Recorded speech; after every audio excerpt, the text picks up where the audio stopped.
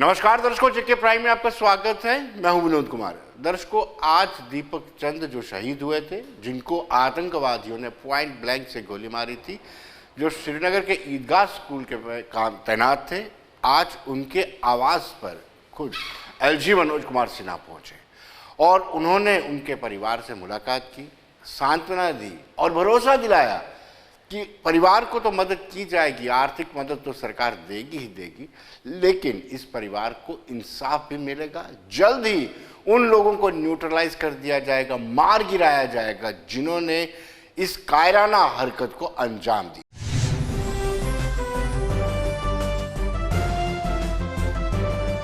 लगातार अगर हम बात करें तो तस्वीरें क्लिक्स हो रही हैं और हेलो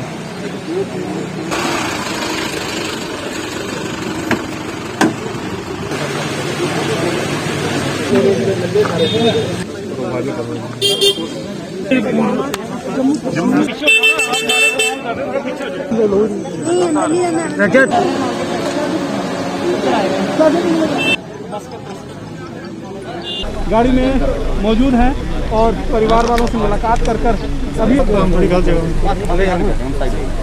शॉर्ट के साथ तो सही है भाई।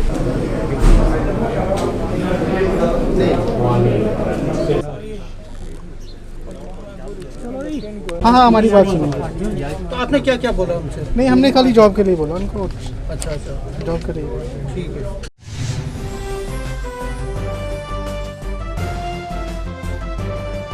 दर्शकों, इसी आतंकी हमले में स्पिंदर कौर ने भी शहादत दी थी। उसको लेकर के भी श्रीनगर के गुरुद्वारे में प्रोग्राम का आयोजन किया गया था, जिसमें डॉक्टर फारूक अब्दुल्ला, जो फॉर्मर चीफ मिनिस्टर भी हैं, फॉर्मर यूनियन मिनिस्टर भी हैं, वो वहाँ पर पहुँचे और उन्होंने कहा कि ऐसे लोगों को, ऐसे लोग जो षड्यंत्र करना चाहते हैं, उनको कामयाब नहीं होने दिया जाएगा।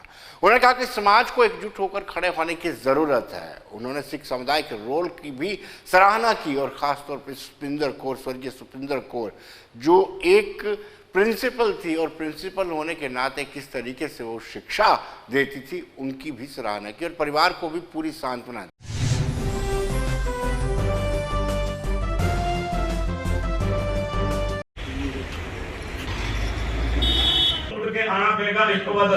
परिवार ਨੂੰ ਢਾਲ ਦਿੱਤੀ ਸਮੁੱਚੇ ਥੇ ਅੜ ਕੇ ਬੇਨਤੀ ਕਰਦਾ ਹਾਂ ਕਿ ਜਦੋਂ ਹੁੰਦੇ ਨਾਤੇ ਇੱਥੇ ਉਹ ਪਹੁੰਚੇ ਨੇ, ਕੱਲ ਤੋਂ ਹੀ ਪਰਿਵਾਰ ਦੇ ਨਾਲ ਦੁੱਖ ਵੰਡ ਰਹੇ ਨੇ, ਅੱਜ ਦੇ ਇਸ ਦੀਵਾਨ ਦੇ ਵਿੱਚ ਵੀ ਪਹੁੰਚੇ ਨੇ। ਸੋ ਆਓ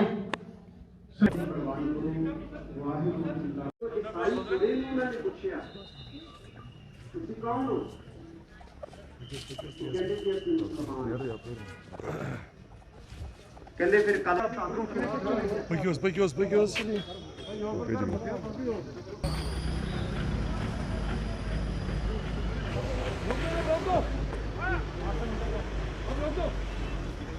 मुकाबला करना है। हम सब ने हिम्मत से रहना है और डरना नहीं है इनसे। ये कभी कामयाब नहीं होंगे। जो भी ये सोचते हैं उसमें ये फेल हो जाएंगे। मगर हमने मजबूती से खड़ा होना है, सब ने, मुसलमान ने, सिख ने, हिंदू ने, ईसाई ने, जो भी हम हैं, हम लोगों को इकट्ठे खड़े होकर इनका मुकाबला करना। ये एक सिलसिला चल रहा है, सारे हिंदुस्तान में एक तूफ़ान पैदा हो रहा है। मुसलमानों को और हिंदुओं को और सिखों को बांटा जा रहा है और ये जो बांटने की सियासत है, इसको बंद करना पड़ेगा, क्योंकि अगर इसको बंद नहीं करेंगे तो हिंदुस्तान नहीं रहेगा। और अगर हिंदुस्तान को बचाना है तो हमने इकट्ठे रहकर रहना है और तभी हिंदुस्तान आगे चले।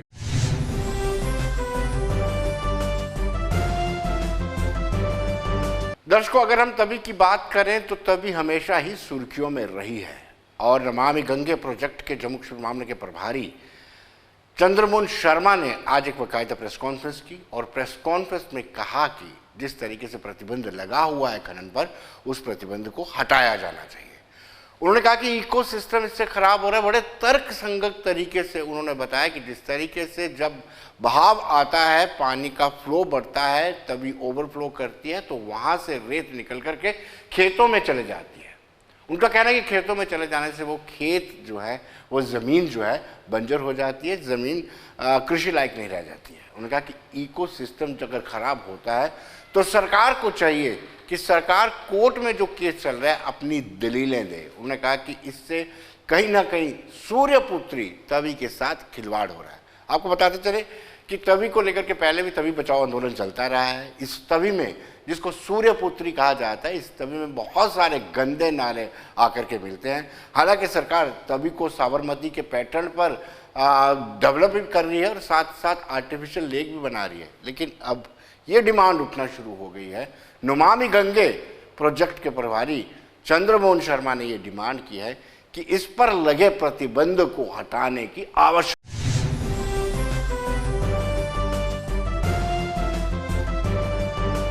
ये जो ब्लैंकेट ऑर्डर हुआ है सरकार का तभी में से माइनिंग बैन करने का, इसके कारण इकोसिस्टम जो हमारा है वो डैमेज हुआ है। लोगों की प्रॉपर्टी हर साल डैमेज होती है और क्रॉप्स जो है वो डैमेज हुई है। कहा जाता है कि हाई कोर्ट का कोई ऑर्डर है। अगर हाई कोर्ट का ऑर्डर है तो हमारी एडमिनिस्ट्रेशन ने हाई कोर्ट में उसका कोई लीगल सोल्यूशन निकालना चाहिए था, केस कंटेस्ट करना चाहिए था। मैं खुद वकील हूँ, सरकार की तरफ से खतर का कोई जवाब वहाँ नहीं दिया गया, ना ही फैक्ट्स वहाँ लाए गए। ये जो एग्रीकल्चर का नुकसान हुआ है, ये सारा ए क्लास फर्टाइल एरिया है जहाँ फसल नहीं होती है रेत जाने के कारण, और जो हर साल नुकसान होता है उसका भी कोई वहाँ सरकार ने कंटेस्ट नहीं किया है। मेरा ये कहना है कि सरकार को वहाँ भी कंटेस्ट करना चाहिए और ये जो ब्लैंकेट बैन है माइनिंग में तभी के अंदर बंद करना चाहिए। ये पहाड़ी नदियाँ जो आती हैं इसका सिस्टम ही यही है कि हर बार यहाँ रेत आती है, बजरी आती है और लोग उसका इस्तेमाल करते हैं और उसके कारण ही नेचुरली दरियाओं का लेवल नीचे चला जाता है।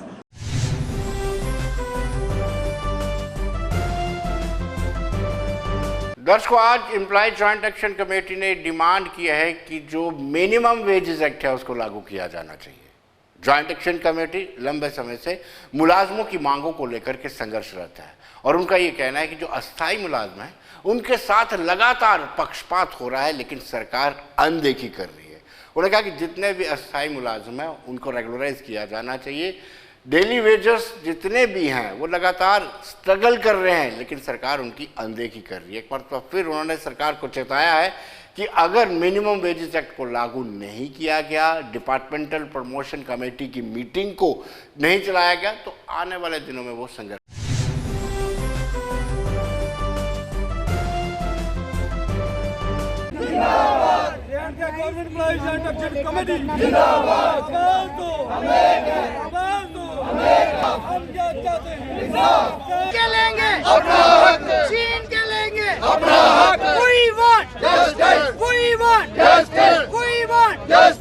आज का जो प्रोटेस्ट उसका मेन मुद्दा और मकसद ये है कि सबसे अहम मुद्दा जो जम्मू कश्मीर के अंदर है, जहां 1 लाख से ज़ायद जो है टेम्परेरी वर्कर जो सरकार ने लगाए हुए हैं, लेकिन अभी तक सरकार ने उसके लिए कोई पॉलिसी नहीं बनाई और जितनी सरकारें रही हैं उन्होंने भी सिर्फ अपने रूल एंड रेगुलेशन जितने बनाए वो अपने फेवर में बनाए, लेकिन टेम्परेरी वर्कर का 20 और 25 साल से वो काम कर रहे हैं, लेकिन अभी तक उनका मसला जो जूं और तूं का पड़ा हुआ है।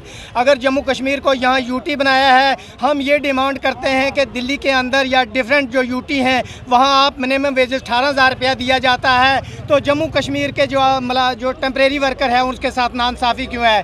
900 जो हेल्पर टू सुपरवाइज़र जो सरकार ने जो डिसंगेज किए हैं, हम ये भी डिमांड करते हैं कि उनको भी रीएंगेज किया जाए और साथ ही 3 साल की सैलरी भी उनकी जो है वो रिलीज़ की जाए। इमीडिएटली जितने मुद्दे हैं ये इनका हल निकाला जाए, अगर नहीं तो आने वाले दौर में बहुत बड़ा आंदोलन हो सकता है जिसकी रिस्पॉन्सिबिलिटी यहाँ यूटी की सरकार हो सके।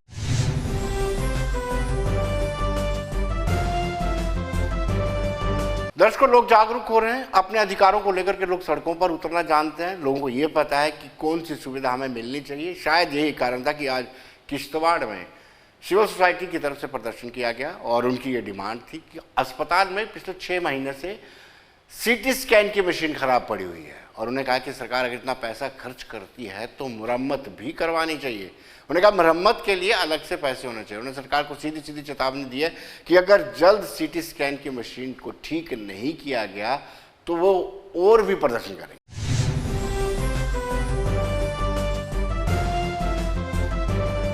नालायक जिला एडमिनिस्ट्रेशन पर, हस्पताल अथॉरिटीज पर, अस्पताल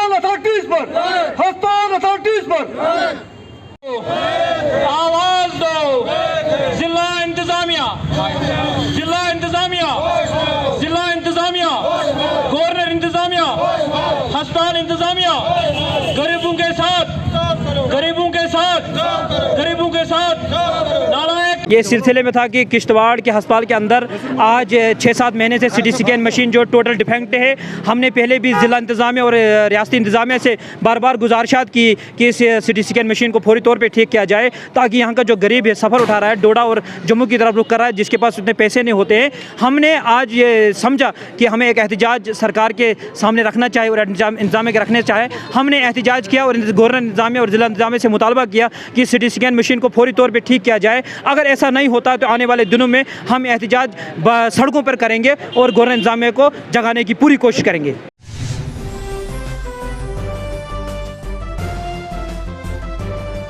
दर्शकों, पीडीपी अध्यक्षा इन दिनों किश्तवाड़, रामबन और डोडे के दौरे पर हैं। हमने उनसे बातचीत की, आइए देखते हैं उनका क्या कहना है।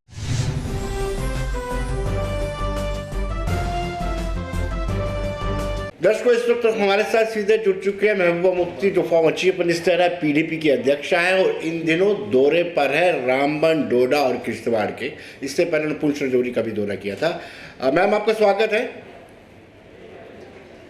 सबसे पहले हमसे आपसे ये पूछेंगे कि 370 के बाद जो 5 अगस्त 2019 में संशोधन हुआ था, उसके बाद सबसे पहला बड़ा दौरा आपका किश्तवाड़ और रामबन, कैसा रिस्पांस इस तरफ से मिला है, डोडा, किश्तवाड़ और रामबन से? हर जगह परेशान है। 370 के बाद हटाने के बाद जिस तरह उसको हटाया गया और उसको मुस्लिम हिंदू का इशू बनाया गया कि ये बताया गया कि ये मुसलमानों का है, इसमें जो है बड़ी तरक्की होगी, रोज़गार मिलेगा, दूध की नदियां बहेंगी, सारा जो प्रॉब्लम है जम्मू कश्मीर का हल होगा। मगर आहिस्ता आहिस्ता लोग समझ रहे हैं कि हमसे तो सब कुछ छीना गया, बाहर से तो कुछ नहीं आया, बल्कि जो हमारे पास था, हमारी नौकरियां, हमारी छोटी सी चीज़ें, जो रेत और बाजरी से लेके जो ठेकेदारी है, जो प्रोजेक्ट्स हैं, सब कुछ बाहर जा रहा है।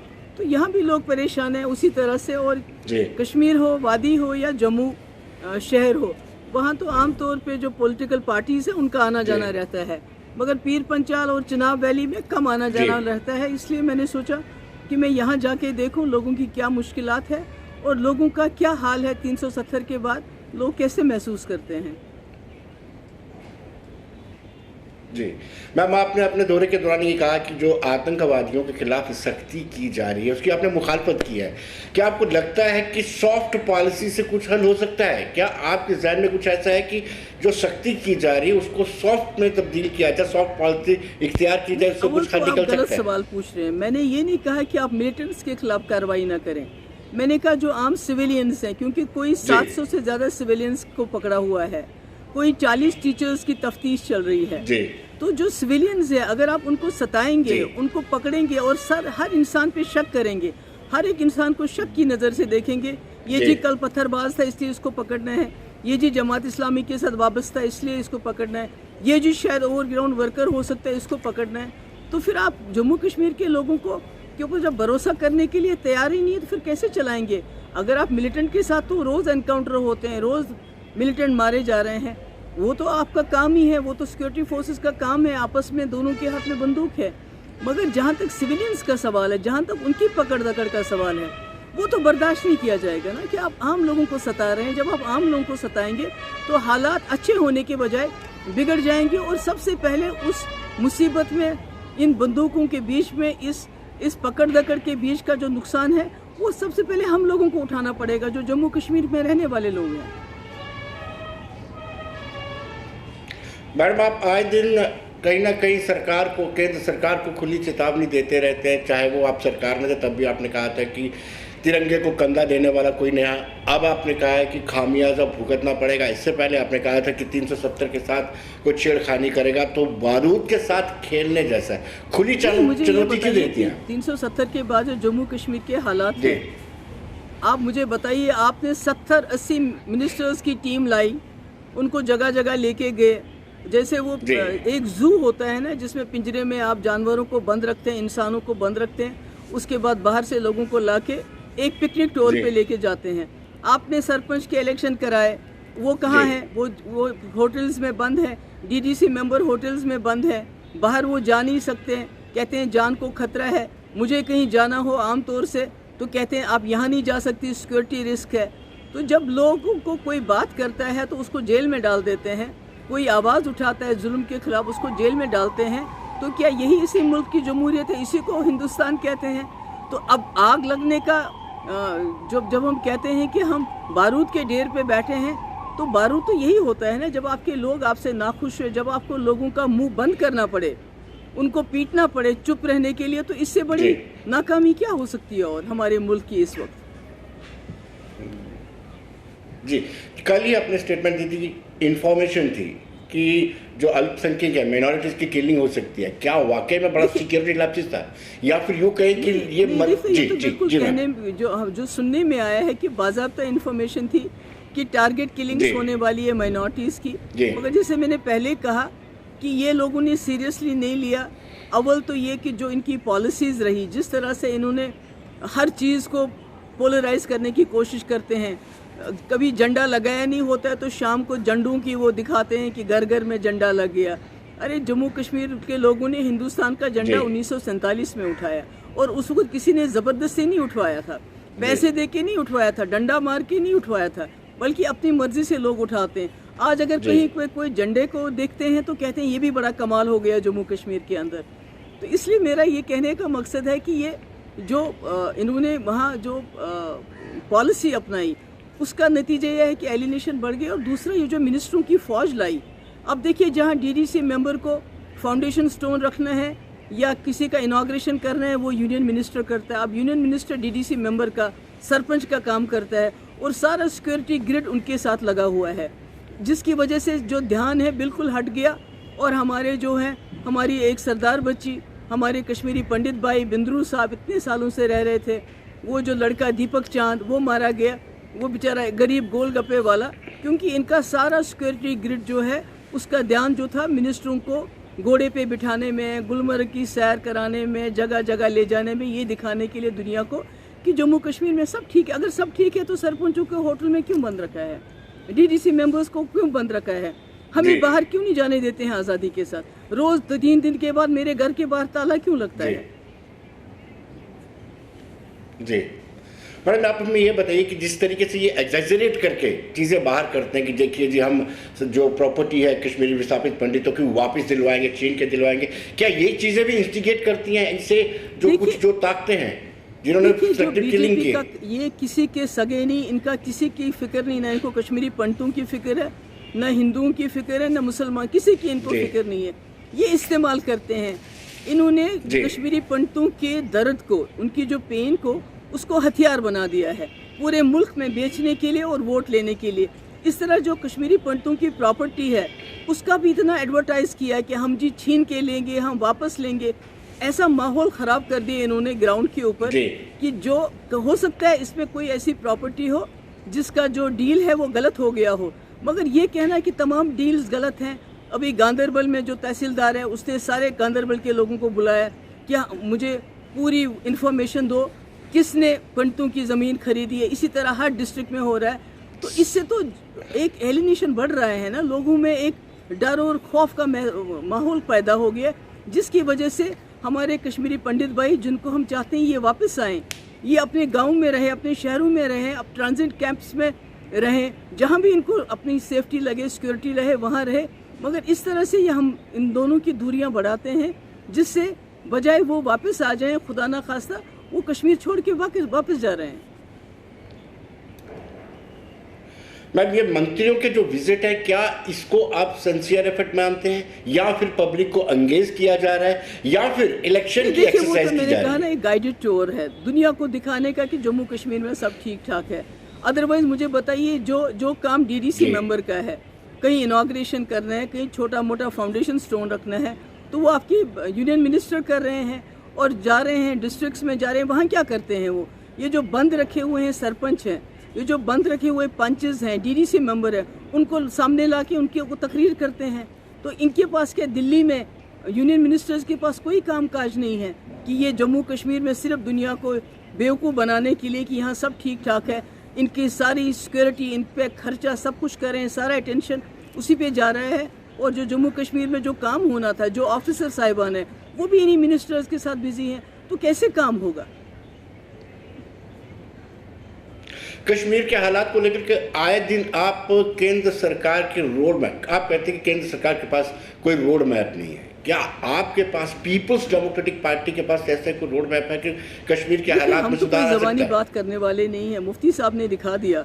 2002 से लेकर 2005 तक वाजपेयी जी के साथ मिलके उन्होंने इस मुल्क को एक रोड मैप दिया कि जम्मू कश्मीर के हालात कैसे सुधारे जा सकते हैं, कैसे जो इंटरनल डायमेंशन है यानी अंदर बात होनी चाहिए और एक्सटर्नल डायमेंशन है यानी पाकिस्तान की बात है, किस तरह आप रिलेशन सुधार के जम्मू कश्मीर को इस मुसीबत से निकाल सकते हैं। और उसके बाद तरक्की भी हुई, कॉलेज भी बने, यूनिवर्सिटी भी बने, सड़कें भी बने, रास्ते भी खुले, इन्फिल्ट्रेशन कम हुई, मिलिटेंसी कम हो गई। ये तो सब मुफ्ती साहब ने करके दिखाया। ये तो पीडीपी का रोड मैप है, रिकंसिलिएशन एंड डायलॉग। हम तो कोई हवा में बात नहीं कर रहे हैं, हमने तो करके दिखाया ना।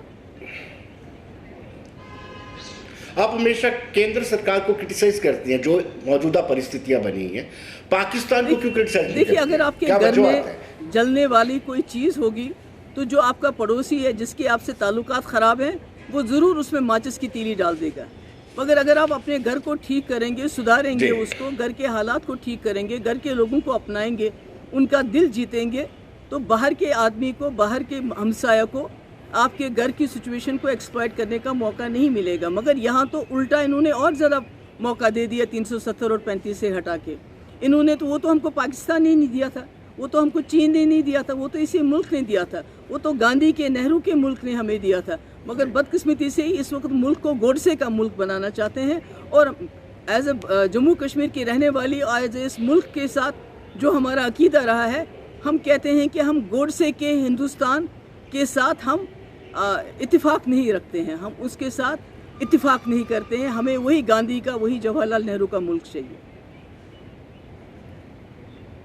आपकी स्टेटमेंट से ऐसा लगता है कि कहीं ना कहीं जो विक्टिम्स परिवार है, जो पीड़ित परिवार है, उनसे आपको कम हमदर्दी है। हमदर्दी उन लोगों से है जिनको हिरासत में लिया गया अभी रिसेंटली, ये जो किलिंग हुई है उसके बाद से। आम शहरियों को हिरासत में लेके जो हमारे माइनॉरिटीज़ के लोग हैं, अगर उनके ज़ख्मों पे मरहम होता तो मैं कतई इसके ख़िलाफ़ नहीं होती। मगर अगर आप सिविलियंस, इनोसेंट लोगों को पकड़ के लाएंगे सिर्फ दुनिया को दिखाने के लिए, हमारे कश्मीरी पंडित भाइयों को दिखाने के लिए, देखिए हमने 700 लोग बंद कर दिए आपकी खातिर, तो मैं उसके कतई ख़िलाफ़ हूँ। आम लोगों को, आम शहरियों को सताओगे तो हमारे जो माहौल है वो और ख़राब हो जाएगा। और जैसे मैंने कहा पहले भी, हमारे लिए ख़राब हो जाएगा, हम सब के लिए। और पहले जम्मू कश्मीर के लोगों के लिए ख़राब हो जाएगा, माइनॉरिटीज़ के लिए ख़राब हो जाएगा, मेजॉरिटी के लिए ख़राब हो जाएगा।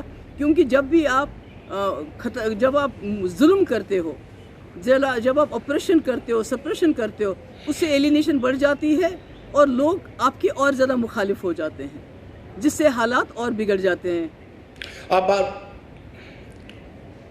बार बार ये इल्ज़ाम लगाती है कि केंद्र सरकार एजेंसीज का मिसयूज़ कर रही है। क्या ये जो बड़े नेता इधर से उधर जा रहे हैं, क्या इसमें भी उनका हाथ है? देखिए, ये बीजेपी को एक गलत फहमी है। वो समझते हैं जो पार्टीज़ हैं ये कोई इंडिविजुअल्स हैं, और बीजेपी जो है वो पार्टीज़ को नहीं ब्रेक करना चाहती, वो अपने एजेंडे को आगे चलाना चाहती है। इसलिए पहले उन्होंने 2018 में पीडीपी से शुरुआत की, हमारे लोगों को लेना शुरू किया।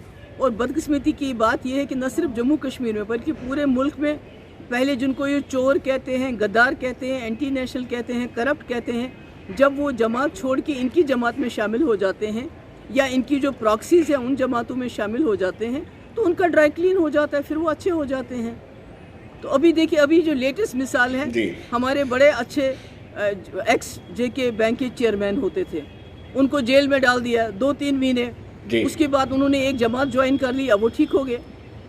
तो इसी तरह अगर आप देखेंगे बंगाल में देख लीजिए, जम्मू कश्मीर में देख लीजिए कि लोगों को डराया जाता है, धमकाया जाता है, लालच दी जाती है, ताकि जो यहाँ इंस्टीट्यूशंस हमने इतने साल बनाए हैं, पार्टीज़ खड़ी की हैं एक एजेंडे के तहत। क्योंकि हमारी पार्टी जो है, जितनी भी पार्टीज़ हैं, चाहे हम हैं या दूसरी पार्टी है, हमारी ऑर्गेनाइजेशन का एक एजेंडा है।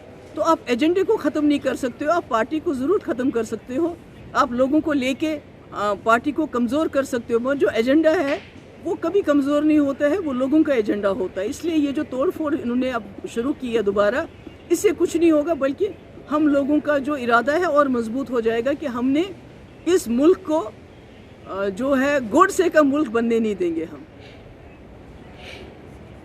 लास्ट सवाल में आपसे ये जानना चाहेंगे कि सबसे ज़्यादा अगर डैमेज किया है तो पीपल्स डेमोक्रेटिक पार्टी को डैमेज किया है। जैसे आप कहते हैं कि बीजेपी की प्रॉक्सी पार्टी, वहाँ पे हमारे आपके बड़े नेता शामिल हो चुके हैं। अब आपको कैसे डैमेज कंट्रोल कर रहे हैं, कितनी एक्सरसाइज करनी पड़ रही है, क्या कैडर अभी भी आपके साथ मुझे एक बात की खुशी है कि जो हमारा कैडर है वो सारा अपनी जगह, इतने गरीब लोग आज भी मैंने देखे, इतनी दूर दूर से आए हुए हैं हमारे वर्कर हजरात, चाहे वो किश्तवाड़ हो, चाहे मुगल मैदान हो, चाहे ठाठरी हो, चाहे आज यहाँ रामबन हो, या सवेरे जो सुबह मैंने यहाँ बटोट में मीटिंग की, इसी तरह पीर पंचाल में मीटिंग की। हमारा वर्कर गरीब ज़रूर है मगर वो इरादे का पक्का है, वो अपनी जगह खड़ा है, जिसकी वजह से जो लीडर चले गए वो खाली हाथ चले गए। तो इसलिए पार्टी के एजेंडे पे उस पर कोई फ़र्क नहीं, क्योंकि मुफ्ती साहब के विजन के साथ लोग हैं, मुफ्ती साहब के एजेंडे के साथ लोग हैं, इसलिए लोग आते रहेंगे जाते रहेंगे। और ख़ासकर मुझे ये बताते हुए बहुत खुशी हो रही है कि हमारी पार्टी के साथ जवान लोग जुड़ रहे हैं, यूथ जुड़ रहा है। मैं जहाँ भी गई मेरी मीटिंग्स में ज़्यादा तादाद जवानों की थी, क्योंकि जवान सबसे ज़्यादा सफ़र कर रहा है। अब देखिए इस वक्त 21% जम्मू कश्मीर में अनएम्प्लॉयमेंट है, जो हिंदुस्तान में सबसे ज़्यादा है। और इतने कभी कह रहे थे 50,000 को नौकरी देंगे, उनको तो नहीं देंगे, पर जो रिटायर्ड लोग हैं उनको कहते हैं उनको दोबारा एम्प्लॉयमेंट देंगे। आंगनवाड़ी लोगों वर्कर्स को निकाल दिया, सरकारी लोगों को मिलिटेंसी के नाम पे विदाउट एनी प्रूफ निकाल रहे हैं।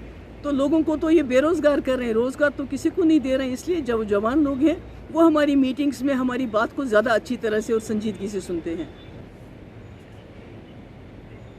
मैम बहुत बहुत शुक्रिया आपका, thank you very much. Thank you so much for having me. Thank you thank you thank you.